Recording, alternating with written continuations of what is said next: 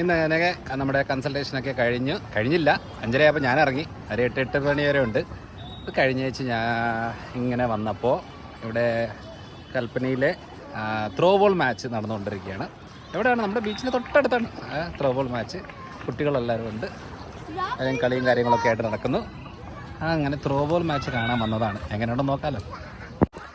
ഇവിടെയാണ് throw ball match നടക്കുന്നത്.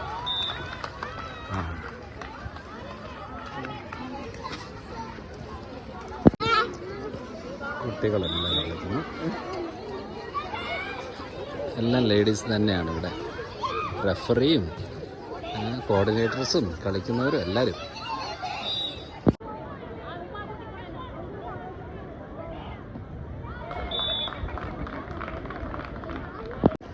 ലക്ഷദ്വീപ് കുട്ടികളുടെ മെയിൻ കളികളാണിത്. ഇവിടെ ബീച്ച് സൈഡ് വന്നിച്ച് എല്ലാവരും ഇങ്ങനെ വെള്ളത്തിൽ കളിക്കുന്നു.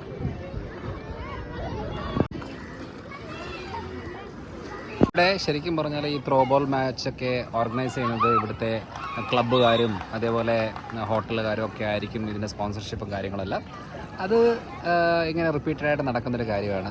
ശരിക്കും പറഞ്ഞാൽ ദ്വീപിലുള്ള ആൾക്കാർക്ക് ഒരു എൻ്റർടൈൻമെൻറ്റാണ്. കോമ്പറ്റീഷന് അതിൻ്റെ പ്രൈസുണ്ട്, ക്യാഷ് പ്രൈസ് ഉണ്ട്. അങ്ങനെ ഒരു അടിപൊളി സംഭവമാണ്